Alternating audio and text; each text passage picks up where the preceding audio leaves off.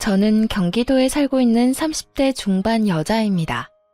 3년 전 자기 자식은 귀하면서 남의 집 귀한 딸은 종처럼 부려먹는 시모에게 한 방 제대로 먹이고 이혼해버렸는데요. 이혼을 해버리고 나니 이렇게 속 시원한 걸 그깟 이혼이 뭐라고 또 사랑이 뭐라고 그렇게 아닌 걸 참고 살았나 모르겠네요. 어쨌든 지금 이혼해서 더없이 만족스러운 삶을 살고 있으니 다 잘된 일이겠죠? 그러면 제 결혼 생활과 이혼에 관한 이야기를 시작해 보겠습니다. 저와 남편은 처음 소개팅으로 만나게 되었어요. 소개팅으로 만나 결혼까지 하게 된 그저 평범한 결혼이었어요. 그렇게 물 흐르듯 시간이 흘러갔고 저희는 어느새 결혼한 지 2년 차가 된 부부가 되었어요.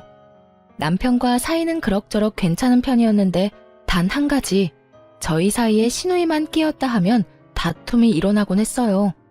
처음부터 남편이 시누이 편만 들었던 건 아니었어요. 처음에 남편은 제 편만을 들어주며 시누에게 내 마누라 괴롭히지 마. 닭살이 돋는 말도 많이 하곤 했는데 시누이가 꽤 사는 집에 시집을 가며 변하기 시작하더라고요. 그 이유는 시누이가 알게 모르게 남편의 일에 도움을 주기 때문이었는데 시누이는 자기 남편을 살살 구슬려 남편의 일에 대해 조언도 하게 해주고 이런저런 도움을 주었다고 하더라고요. 그 덕에 남편은 언젠가부터 이런 말을 달고 살더라고요. 나 매형이 조언해준 덕분에 이번 사업 따는 거 알고 있지? 알고 보니 우리 거래처 사장도 매형이랑 아는 사이라고 하는 것 같더라. 누나한테 조금만 더 잘 보이면 내 인생 더 편해질 것도 같은데. 그러니까 당신도 누나한테 자꾸 뭐라고 하지 말고 잘 보여야 돼. 그런 도움을 받고 나니 남편은 다른 콩고물이라도 떨어질까 싶어 시누이에게 더 잘하기 시작했고 심지어는 눈치까지 살피더군요. 그러면서 자연스럽게 시누이와 제가 부딪히면 저를 홀대하기 시작했고요. 저 역시 시누이에게 무조건 막대한 건 아니었어요. 저 역시도 남편에게 도움을 주니 어떻게 해서든 잘 지내보려고 애썼지만 시누이가 저에게 하는 짓거리는 정말이지 참을 수 없을 만큼 치졸하고 사람 약을 올리는 행동이었어요. 시누이가 처음 저를 화나게 했던 것은 제 물건을 말도 없이 망가뜨리거나 가져가는 행동이었어요. 신혼집에서 가까운 곳에 살던 시누이는 이런저런 이유를 대며 저희 집에 오곤 했는데 사실은 제 물건을 가지고 가려고 그렇게 자주 왔나 싶을 정도로 제 물건을 묻지도 따지지도 않고 마구잡이로 가져가곤 했어요. 큰 건 가방부터 시작해서 작은 건 액세서리용 귀걸이까지 가져갔는데 비싼 건 비싸니 말이라도 꺼낸다고 하지만 몇천 원짜리 액세서리는 말도 못하고 속에서 열불만 터지기 일쑤였어요. 그래도 그때는 남편이 제 편을 들어주곤 했습니다. 아직도 기억나는 사건이 있어요. 시누이는 그날도 저희 집에 방문했고 급하게 집으로 간다며 집을 나서려고 하더라고요. 딱 보아도 지나치게 큰 가방에 무언가를 잔뜩 넣고 말이죠. 그걸 발견한 남편은 가려는 시누이를 붙잡고 이렇게 말했어요. 누나, 뭘 또 가져가는 거야? 내가 뭘 가져간다고 그래. 생사람 좀 잡지 마. 제대로 좀 숨기거나 그런 말을 해. 누나 가방 지금 터질 것 같다고. 제발 그러지 좀 마라. 내가 집사람 보기 창피해 죽겠다고. 돈도 잘 버는 사람이 왜 그렇게 남 물건에 집착을 해? 왜 그렇게 남 물건을 가지고 가냐고. 내가 언제 해? 이건 그냥 예쁘길래 좀 빌려가는 거야. 한여름에 오리털 패딩 입을 일이 뭐 있다고 빌려간다는 말을 해? 그리고 빌려가는 것도 아니잖아. 빌려가는 건 주인한테 물어보고 가지고 가는 건데 누나 집사람한테 아무 말도 안 했잖아. 시누이가 가방 속에 숨긴 것은 다름 아닌 오리털 패딩이었어요. 그것도 더워서 절로 짜증이 나는 한여름에 말이죠. 시누이는 남편의 핀잔에 민망하면서도 화가 났는지 가방에 구겨 넣었던 패딩을 내팽겨 쳤어요. 치사하다 치사해. 더럽고 치사해서 안 가지고 간다고. 그래, 더럽고 치사하니까 앞으로도 좀 가지고 가지 마. 이렇게 제 편을 들어주던 남편이 참 든든했는데 어느새 남편은 제 편은커녕 형님 대변인 노릇만 하는 사람이 되었더군요. 그날도 형님이 다녀갔고 전 이런저런 집안일을 하느라 형님에게 잠시 시선을 뗀 사이 또 제 물건을 가지고 갔더라고요. 이번엔 립스틱이었는데 친구가 선물로 주며 립스틱에 각인까지 새겨줬던 터라 유난히 애정을 가지고 쓰던 것이었죠. 아, 진짜. 형님 또 가지고 갔어. 또 내 립스틱 가지고 갔다고. 그딴 립스틱 얼마나 한다고 이 난리야. 그리고 가지고 가고 싶어서 가지고 갔겠어? 누나가 어떤 집에 시집을 갔는데 그냥 색이 예뻐서 발라봤는데 어쩌다 보니 가방에 들어갔겠지. 속상했겠다. 누나가 왜 그랬지? 이 한마디가 그렇게 힘든 거였을까요? 전 그 한마디면 됐는데 남편은 끝내 제가 원하는 말은 해주지도 않고 말도 안 되는 이유를 붙여가며 신우이 대변을 하고 나서더군요. 립스틱에 발이 달린 것도 아니고 가만히 있는 신우이 가방에 그게 들어갈 리가 없다는 사실은 남편도 뻔히 알 텐데 저딴 말이나 하고 있으니 화는 더 올라오고 있었어요. 그걸 가지고 갔다고 하지 다르게 할 말 있다고 생각해? 그러지 말고 당신이 뭐라고 좀 해. 당신 말대로 형님은 부잣집에 시집 갔는데 왜 내 물건을 이리도 가지고 가는 거냐고. 아우, 됐어. 사람 치사해 보이게 그런 이야기를 어떻게 해. 그냥 내가 사줄게. 그거 얼만데? 가격이 중요한 게 아니라 선물 받은 거란 말이야. 몇 번 바르지도 않았고. 비싼 거면 내가 직접 형님한테 말했겠지. 매번 말하기도 좀스럽게 꼭 이런 거만 가져가니까 더 미쳐버릴 것 같아. 그만해. 다음에 내가 만나서 잘 이야기할 테니까. 이야기할 생각도 없으면서 저딴 말을 한다는 건 더는 이야기하고 싶지 않다는 남편의 신호였고 저 역시 그런 남편과 실랑이를 벌이고 싶지 않았기에 남편을 한번 쏘아보고선 입을 다물었어요. 그나마 그 모든 것을 참고 살 수 있었던 건 부잣집에 시집간 시누이가 시집살이하며 저희 집에 오는 날이 현저하게 줄었다는 것이었어요. 가끔 와서 작은 물건 하나씩 가져가는 정도야 예전에 비하면 아무것도 아니었기에 저도 큰 소리 내지 않고 그저 하소연이나 하며 넘길 수 있었던 거죠. 그런데 더는 하소연이나 하며 넘길 수 없는 일이 일어나고야 말았어요. 그날은 시누이가 또 갑작스럽게 저희 집에 들이닥친 날이었는데요. 저는 그 당시 임신 준비 때문에 집에서 쉬며 병원에 다니고 있었고 그 때문에 저 역시 조금은 예민한 시기였어요. 그날 역시 병원에 다녀와 집에서 쉬고 있는데 시누이가 장보러 나온 김에 들렀다며 집으로 들어오더라고요. 시댁이 오죽 답답했으면 장 본다는 핑계 대고 우리 집에 왔을까 싶어 친절하게 대해주려고 노력했는데 그런 저의 마음을 아는지 모르는지 시누이는 시댁에서 당한 모든 것을 저에게 쏟아내기 시작했어요. 올케는 집에서 뭘 하길래 집이 이 모양이야? 날이 선 목소리를 보아하니 한바탕 깨지고 온 것이 분명하더라고요. 그렇지 않아도 앙칼진 시누이의 목소리가 2 옥타브는 높아진 것 같았으니까요. 전 최대한 다툼을 피해보려 친절하게 대답하려 애썼어요. 집이 어떤데요? 어제 대청소했는데 제가 보기엔 깨끗한데요. 올케, 눈 나빠? 여기 머리카락 안 보여? 여기 머리카락 떨어져 있잖아. 시누이가 가리킨 쪽엔 긴 웨이브 머리카락이 떨어져 있었는데 대충 보아도 그건 시누이의 머리카락이었죠. 전 짧은 단발이었기에 저 길이의 머리카락이 떨어지려야 떨어질 수가 없었으니까요. 형님, 그건 형님 머리카락이잖아요. 그렇게 머리카락을 매만지니까 머리카락들이 버티겠어요? 그래? 어찌되었든 거슬리니까 얼른 치워. 어? 이거 못 보던 건데 새로 샀어? 시누이의 손가락의 끝엔 큰맘 먹고 퇴직금으로 산 명품 샌들이 있었고 전 순간적으로 아차 싶었어요. 뭐긴 뭐예요. 그냥 신발이죠. 이거 명품이잖아. 무슨 돈으로 샀냐고. 올케 혹시 집에서 놀고 먹으면서 내 동생 돈으로 사치 부리고 살아? 그 순간 확 성질이 올라오더라고요. 가정주부가 하는 일이 많다는 걸 누구보다 잘 아는 시누이가 저딴 말이나 하며 남편 등골 빼먹는 여자로 몰고 가니 더욱 화가 났던 것 같아요. 전 시누이의 말이 끝나자마자 언성을 높이며 시누이에게 따지듯 말했어요. 형님, 무슨 말을 그렇게 하세요?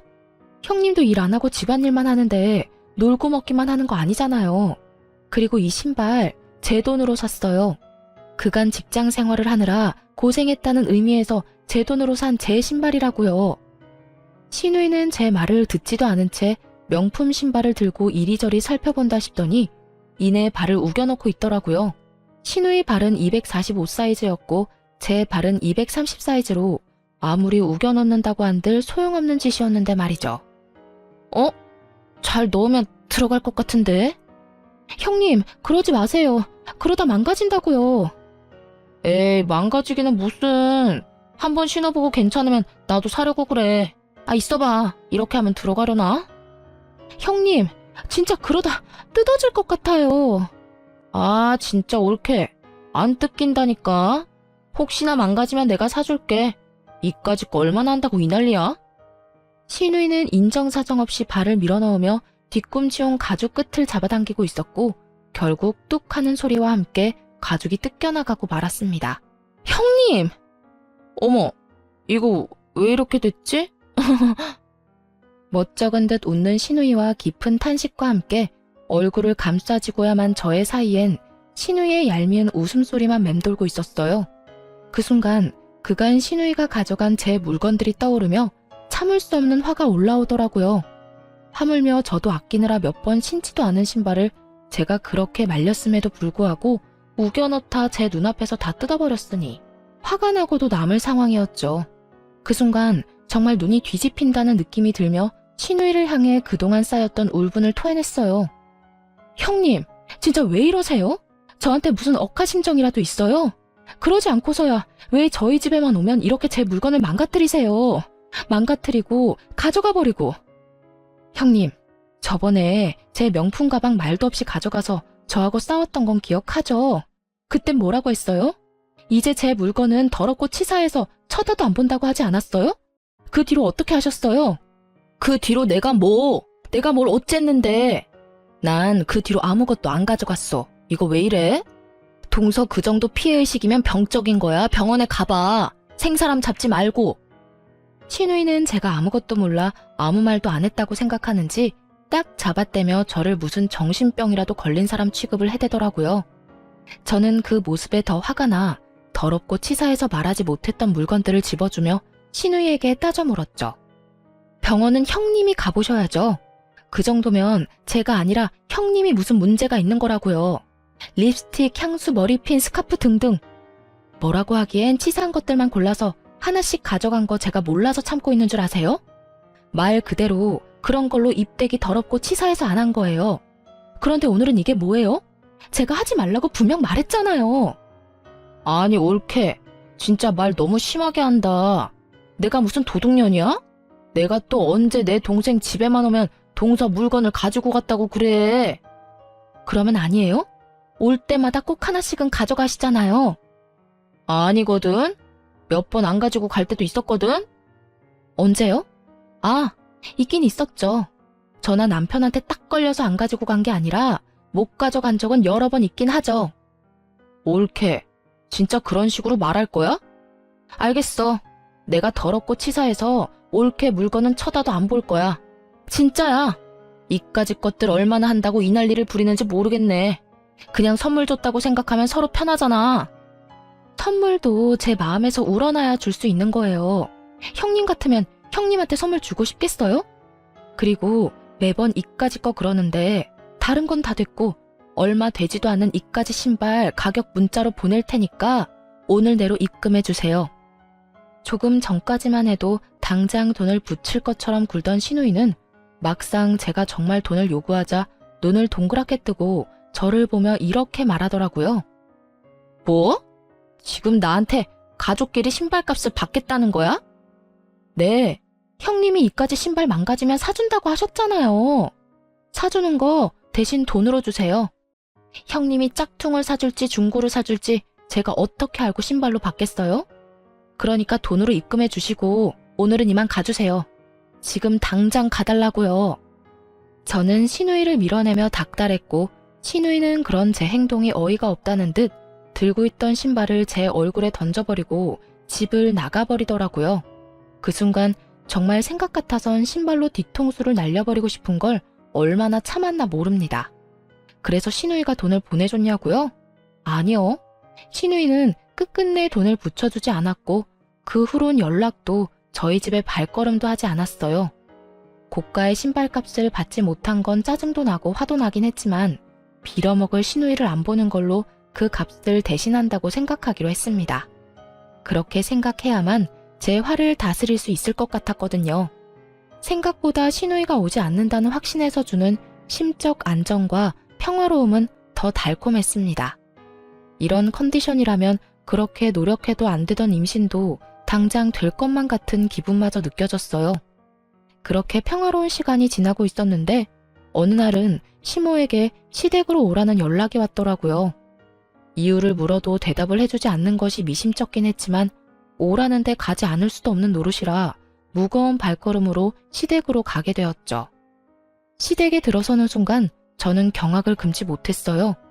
시댁 거실 한가득 절인 배추가 보였고 그 한가운데에 선 시모는 저를 보자마자 일을 시켜 먹으려 들었으니까요. 왔니? 얼른 앞치마 하고 오거라. 오늘 김장 좀 해야 해.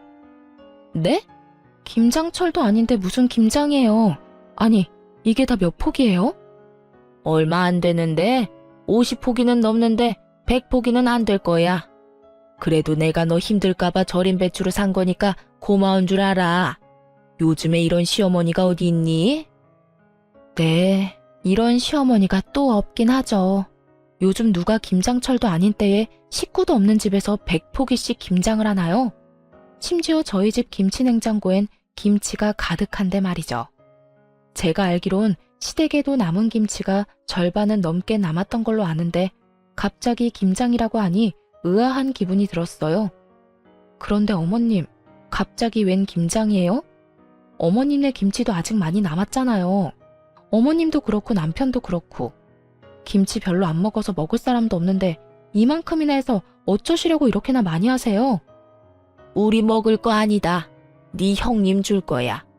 그 망할 옆에 내가 글쎄 내 딸한테 혼자 김장을 해라고 했다지 뭐니. 김장철도 아닌데 김치는 무슨 김치야. 그 옆엔 내가 남의 집 귀한 딸을 부려먹어도 적당히 부려먹을 생각을 해야지. 아니, 내 딸이 뭘 잘못했다고 그렇게 괴롭히는지 모르겠다니까. 고이한 노인네가. 정말 헛웃음이 나오지 않나요? 저도 친정에선 오빠 3명의 딸 하나로 어렵게 얻은 귀한 고명딸인데 시모가 이런 사실을 잊고 있는 듯 하더라고요. 그러니 남의 집 귀한 딸인 저한테 심지어는 저희가 먹지도 않을 김장을 시키며 사돈을 저리 욕하는 걸 보아하니까요. 그래서 저 역시 귀한 고명딸임을 알려주기로 했어요. 그러게요. 사돈 어르신 너무했네요. 김장철도 아닌데. 남의 집 귀한 딸한테 김장 100포기가 무슨 짓이래요? 그렇죠, 어머님? 내 말이 그 말이야. 오랜만에 네가 대화가 통하는구나. 이게 말이 되는 일이야? 하여튼 그 옆에 내 상식도 없고 아주 심보가 고약하다니까. 아유, 일단 얼른 서두르자. 좀 있으면 네 형님 올 거야. 그 전에 우리가 대충 마무리해야 걔는 편히 쉬다가 가지. 그런데 어머님, 저도 저희 집 귀한 딸이에요. 남자만 득실한 집에서 빌고 또 빌어 낳은 귀한 고명딸이라고요. 그런데 그 귀한 고명딸을 어머님께서 김장을 시키시네요? 그것도 형님네 김장을요. 어머님 생각엔 제가 이걸 해야 한다고 생각하세요? 제 말을 들은 시모는 당황하기는커녕 누구보다 태연한 목소리로 이렇게 말하더군요. 넌 내 며느리잖니? 당연히 해야지. 네 시누이랑 너랑 같니? 그 순간 아 하고 깨달음을 얻었어요. 더는 이렇게 살면 안 되겠다는 깨달음이었죠. 시모도 처음부턴 이러지 않았습니다. 물론 조금은 시집살이는 있었지만 남들 다 겪고 사는 선을 지키는 적당한 시집살이였어요. 그런데 형님이 시집을 가며 시모도 점점 변하기 시작하더니 잘못한 것도 없는 저를 못 잡아먹어 안달인 사람이 되더라고요. 시집살이를 당하는 시누이를 보며 자신이 너무 착하게 저를 대했다고 생각했는지 시누이가 당하고 오는 날엔 시누이가 당한 그대로 저에게 해버리는 경우가 종종 있었어요. 그간에는 어떻게 해서든 참아보려고 했는데 더는 참을 수가 없는 지경이었죠. 어머님, 똥 묻은 개가 겨 묻은 개 나무란다는 말 아시죠? 그래, 알지. 그런데 그 말은 갑자기 왜? 지금 어머님한테 제가 하고 싶은 말이에요. 형님이 그리 아깝고 귀하다는 분이 왜 저는 그렇게 식모 부리듯이 부리세요? 사돈 어른이 고약하다고요? 어머님도 지금 만만치 않아요. 뭐? 너 지금 뭐라고 했니? 나보고 고약하다고 했니? 어디 그딴 옆에 내하고 같은 취급을 해? 아, 제가 실수했네요. 어머님은 사돈어른보다 더 심해요. 진짜 기가 막혀서. 제가요, 내리사랑은 들어봤어도 내리김장은 듣도 보도 못했네요. 어떻게 형님 김장을 저한테 다 하라고 할 수가 있어요? 제가 무슨 혹은 줄 아세요? 제가 이 집 식모라도 되는 줄 아냐고요. 차라리 식모가 저보다는 낫겠네요. 식모는 월급이라도 받고 그동안 수고했다는 말이라도 듣는데 저는 오로지 욕만 먹으니까요. 어찌되었든 전 이 김장 절대로 못하니까 이 김치들 삶아 먹든 구워 먹든 형님이랑 둘이 함께 잘 해결해 보세요. 이년이 진짜 네가 시어미한테 못하는 말이 없어. 어디 시댁 무서운 줄 모르고 입에서 나오는 대로 뱉어내고 있는 게야. 그리고 네가 한다 만다 결정할 수 있는 문제라고 생각하는 거니? 너는 그냥 내가 시키면 그 입 뻥끗도 하지 말고 시키는 대로 다 하면 돼. 알겠어? 제가 어머님이 기르는 똥개라도 되는 줄 아시나 본데 동물도 어머님처럼 괴롭히면 확 물어버려요. 그건 아시죠? 그러니까 제가 마지막 예의 챙겨드릴 때 그만하세요. 더는 이런 취급 받고 살지 않을 거니까요. 뭐야? 너 지금 날 상대로 겁주고 있는 거냐? 감히 네가 시어머니인 나를? 아주 네 버르장머리가 하늘을 찌르는구나. 어디서 보고 배운 거 없이 이따위로 구는 거야? 시모는 그야말로 노발대발 화를 내고 있었고 저는 그러거나 말거나 집에 갈 채비를 하고 있었어요. 그 순간 시댁으로 시누이가 들어왔고 화를 내는 시모를 본다 싶더니 저에게 상황을 물어오더군요.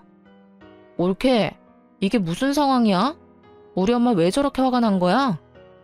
절인 김치를 보고도 몰라서 묻는 거예요? 형님네 김장은 제발 형님 혼자 알아서 좀 하세요. 나이가 몇 살인데 무슨 일만 있으면 쪼르르 친정에 와서 징징거리는 거예요. 아니, 징징거리고 끝나는 문제면 몰라. 왜 애먼 사람까지 스트레스 받게 만드냐고요. 어쨌든 나는 이 김장 절대 못하니까 형님 혼자 알아서 잘하세요. 저는 바닥에 떨어져 있던 앞치마와 장갑을 시누이 손에 줘버렸고 시누이는 제가 준 장갑과 앞치마를 내려다보더니 이렇게 소리치더라고요. 아니, 내가 이걸 왜 해? 우리 엄마가 올케한테 하라고 시켰다며. 그러면 올케가 해야지.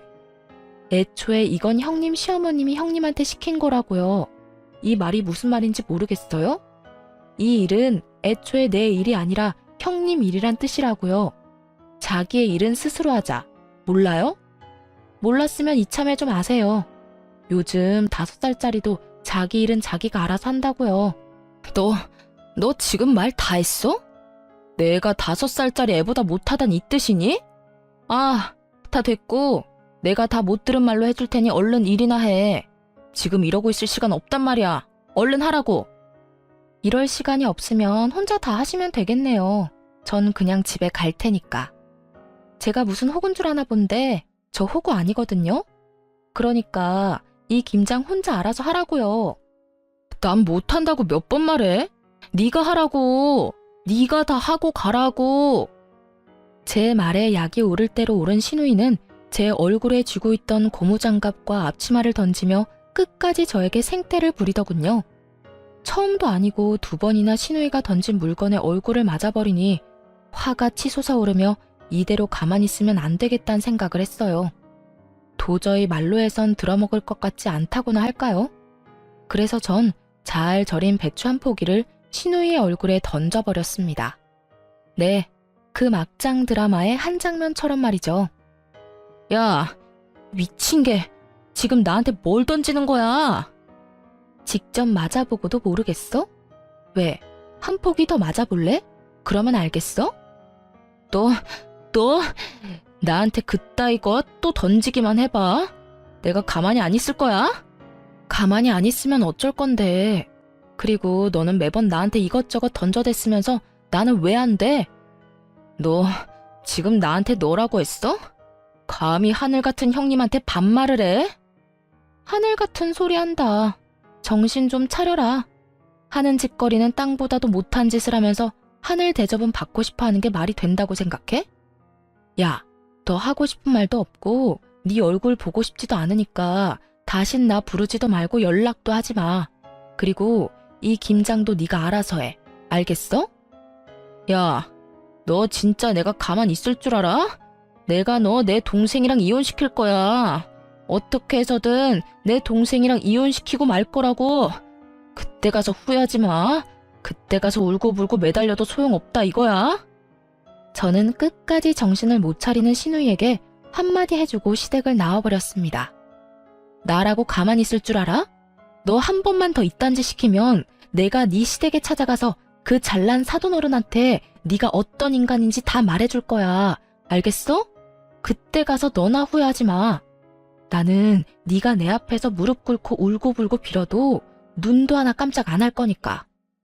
전 그대로 뒤를 돌아 집으로 돌아왔고 샤워를 한 후 소파에 앉아 화를 식히고 있었어요.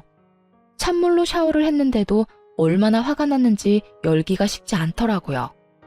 가만히 앉아 아무리 생각해도 남편 놈은 시댁 편이나 들 것이 뻔했고 이제는 결정을 내려야 한다는 생각이 들었죠.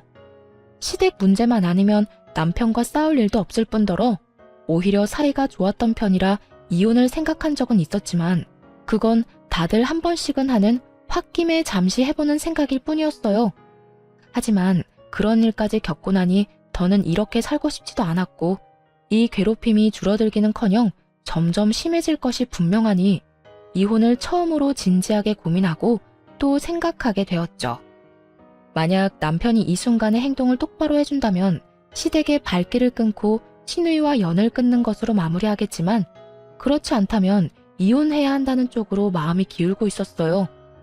그런 생각들을 하며 저는 남편을 기다렸고 8시가 넘어도 온다 간다 소식이 없던 남편은 10시가 넘은 시간에 집으로 돌아오더군요. 그런데 남편은 혼자가 아니었어요. 잔뜩 굳은 표정을 한 남편의 뒤로 짐을 가득 들고 들어오는 신우이가 따라 들어오더라고요. 저는 또 이건 무슨 상황인가 싶더라고요. 맨몸으로 신우이가 왔다면 따지러 왔다고 생각할 수도 있겠지만 짐을 들고 들어오니 불안하면서도 의아했어요. 뭐야? 형님은 우리 집으로 들어와? 몰라서 물어. 오늘 당신이 누나네 김장 안 해줬다며. 누나랑 엄마 둘이서 그 많은 김장을 어떻게 해? 누나는 김장해 본 적도 없고 엄마는 나이가 있는데. 그래서 집에서 쫓겨났어. 그 할망구 진짜 너무하는 거 아니야? 아무리 그렇다고 해도 어떻게 사람을 쫓아낼 수 있어? 그래서 우리 집에 데리고 온 거라고? 앞으로 우리 집에서 살려고? 그러면 어떻게 해? 당신 때문에 모든 일이 이렇게 됐는데 우리가 책임져야지. 평생은 아니고 조만간 그 집에서 다시 부르면 돌아가면 되니까 그때까지만 좀 같이 살자. 내가 진짜 마지막 기회 준다고 생각하고 묻는 건데 이 모든 게 나 때문이라고 생각하는 거야? 그러면 누구 때문인데? 다 당신 때문이잖아. 그까지 김장 좀 해주면 되지. 왜 안 해줘서 이런 상황을 만들어? 그리고 당신 우리 누나 절인 김치로 따대기까지 날렸다며? 내가 진짜 그 이야기 듣는데 내가 다 화가 나더라. 여러모로 당신이 잘못했으니까 당신도 아무 말 하지 말고 누나한테 잘못했다고 빌어 얼른. 그렇게 남편놈은 마지막 기회마저 날려버리는 소리를 해대고 있었고 그 순간 잡고 있던 모든 끈이 끊어져 나가는 소리가 들리더군요. 신발 벗지 말고 너도 나가. 참 많이도 고민했는데 남편의 말을 듣는 순간 길었던 고민에 비해 결론은 빠르고 명확하게 결정되더라고요. 그래서 신발도 벗지 않은 두 사람에게 나가라고 소리쳐버렸고 남편과 신우이는 놀란 토끼 눈으로 저를 바라보더군요. 단연 놀란 것은 남편이었는데 아무리 싸워도 이런 말은 한 번도 하지 않았던 저였기에 순간 잘못 들었나 하는 눈빛을 보내며 다시 물어오더군요. 어? 뭐라고? 너도 나가라고.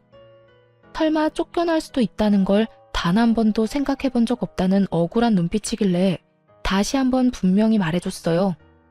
사돈이 너무한 게 아니라 네가 너무하네. 뭐? 그 김장을 내가 다 해줬어야 한다고? 네 누나 김장 100포기 시키는 사돈어른하고 나한테 우리가 먹지도 않을 김장 100포기 시키는 당신 엄마 중에 누가 더 너무한 것 같니? 100번 1000번을 생각해도 당신 엄마 아니야? 당신도 똑같아. 어떻게 나한테 그딴 식으로 말할 수가 있어? 난 더는 너 같은 인간이랑 살 생각도 없으니까 나가라고. 제가 소리를 질러대자 신우이가 나서 동생 편을 들며 화를 내기 시작했어요. 야, 너 진짜 오늘 미쳤어? 아까 엄마 집에서도 미친 사람처럼 굴더니 지금 또 이러네? 네가 뭔데 내 동생한테 나가라 말아야. 너 정신 못 차려? 누가 누구한테 혼수질인지 모르겠네 진짜. 야, 정신은 너나 차리고 내려놓은 짐이나 다시 챙겨서 나가기나 해. 신우이는 급기야 참을 수 없다는 듯 욕설을 쏟아내기 시작했고 전 그런 신우이에게 녹음 중인 휴대전화를 보여주며 이렇게 말했어요. 이거 다 녹음 중이거든? 그러니까 내 신발값은 너한테 받을 위자료로 대신할게. 무슨 뜻인지 알지? 내가 너한테도 소장 보낼 거란 이 말이야. 그러니까 그 잘난 시댁 도움을 받든 그 애틋한 친정 도움을 받든 해서 준비 단단히 해두는 게 좋을 거야. 난 무슨 수를 써서라도 너한테 위자료는 받아낼 테니까 말이야. 제가 이렇게까지 하자 남편은 그제야 상황의 심각성을 인지했는지 목소리 톤을 급하게 낮추며 이렇게 말하더군요. 여보, 진짜 왜 이래? 정말 당신 이혼이라도 하려고 이러는 거야? 그래서 나보고 정말 이 집에서 나가라고? 그까짓 김장이 뭐라고 이렇게까지 하는 거야? 일단 흥분을 좀 가라앉히고 나랑 천천히 이야기 좀 해, 어? 그까짓 김장이 뭐라고 상황을 이렇게 만든 사람은 내가 아니라 당신 식구들이거든? 오늘 이 상황까지 오는 동안 내가 뭘 잘못했길래 왜 다들 날 못 잡아먹어서 안달이야? 그래, 당신 화난 거 다 알겠고 다 이해하니까 일단 나랑 차분하게 이야기부터 하자. 이혼은 아니지. 이런 걸로 무슨 이혼을 해. 이제서야 이해를 한다고? 그 이해 참 빠르기도 하네. 그런데 어쩌냐? 난 참을 만큼 참았고 더는 참을 노력도 인내도 남아있지 않으니까 그냥 이혼해. 이런 일로 이혼이 될지 안 될지는 법원에서 가려줄 테니까 그냥 이혼하자고. 그리고 이 집에서 당장 나가. 저는 남편과 신우이를 밀어냈고 신우이는 끝까지 못 나간다며 되려 저에게 나가라며 고함을 고래고래 질러대더군요. 야, 밀지 마. 밀지 말라고. 그리고 나가려면 네가 나가야지 왜 우리가 나가? 여기 내 동생 집이거든? 난 절대 못 나가니까 네가 나가. 야, 땡전 한 푼 없는 네가 시집은 어떻게 갔을 것 같은데? 아, 우리 시댁에 돈 없는 거 너도 뻔히 알지 않아? 네 시집 자금 우리 집에서 나온 거야. 아니, 정확히는 네 동생 돈이겠네. 네 동생이 네 시집 자금 대준 대신 이 집 명의 내 명의로 해줬다 이거야. 어차피 이 집 마련할 때 내 돈이 더 많이 들어가서 나한테 지분이 더 많긴 했지만 이젠 온전히 내 집이란 이 말이지. 그러니까 당장 꺼져. 네, 그래요. 신우이는 시집 갈 때 모은 돈이 별로 없었고 시댁에서도 도와줄 형편이 되지 않았어요. 어떻게 해야 할지 고민이 많던 시기에 남편이 신우이의 시집 자금을 주게 된 것이었죠.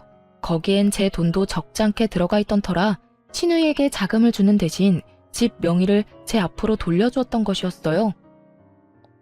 이게 정말 사실이야? 너 집 명의 쟤한테 넘겨줬어? 너 미쳤어? 집을 넘겨주면 어떡해 해? 이제 우리 어디 가서 살려고? 그러면 어떻게 하냐? 누나가 그때 돈 내놓으라고 난리 부렸잖아. 나한테 그런 큰 돈이 있을 리도 없고 있다고 한들 집사람이랑 같이 모은 돈뿐인데 누나 시집은 보내야 하니까 그랬지. 나라고 뭐 집까지 넘기고 싶어서 넘긴 줄 알아? 야, 그러게 내가 집사람 좀 적당히 괴롭히라고 했잖아. 그러다 나 이혼당하면 큰일 난다고. 집까지 넘긴 줄은 몰랐지. 그런 사실은 빨리 말했어야지. 나는 누나 속상할까봐 그랬지. 그리고 누나가 부잣집 시집 갔으니까 언젠가는 다 돌려줄 거라고 생각하기도 했고 누가 이렇게 될 줄 알았나? 이제 어떻게 해? 우리 진짜 어떻게 하냐고. 그제야 모든 사실을 알게 된 신우이는 망연자실한 얼굴로 중얼거리고 있었고 전 그런 두 사람을 있는 힘껏 밀어 집에서 내쫓아버렸어요. 쫓기는 그 순간에 신우이는 이대로 쫓겨났다간 정말 큰일이다 싶었는지 제 다리를 붙들고 울고불고 하며 매달리더라고요. 옳게 이대로 사람을 내쫓으면 어떡해. 이 야밤에 어딜 가라고.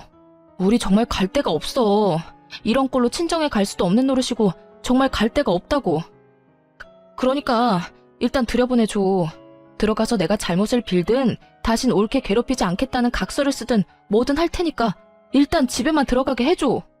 이제 와서 이래도 아무 소용 없거든?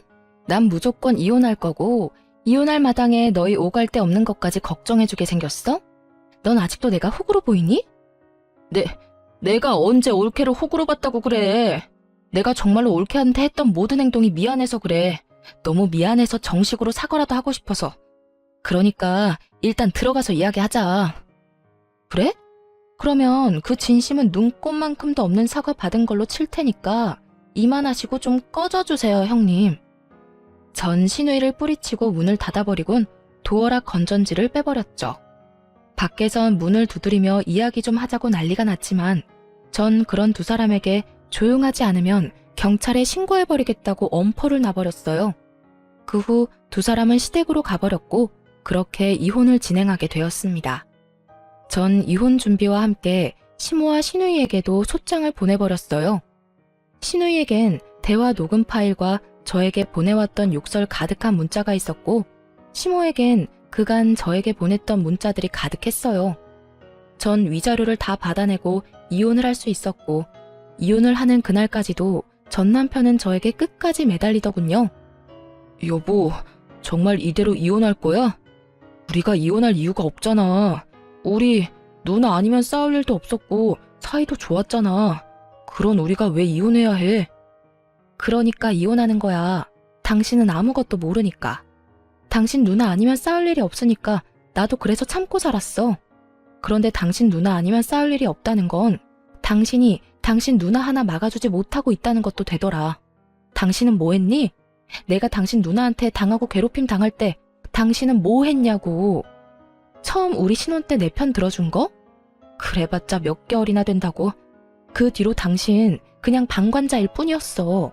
난 혼자 다 참았고 결국 나 혼자 다 해결하고 당신하고 이혼하는 거라고.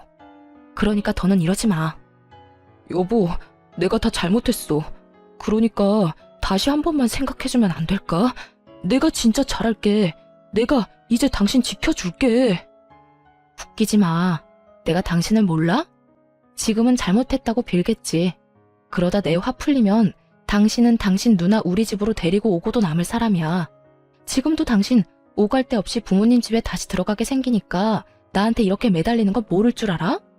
그것뿐이야? 당신 전 재산 누나한테 다 줘버렸는데 그거마저도 다 물거품 되게 생겼으니까 나한테 이러는 거 아니야. 나 바보 아니야.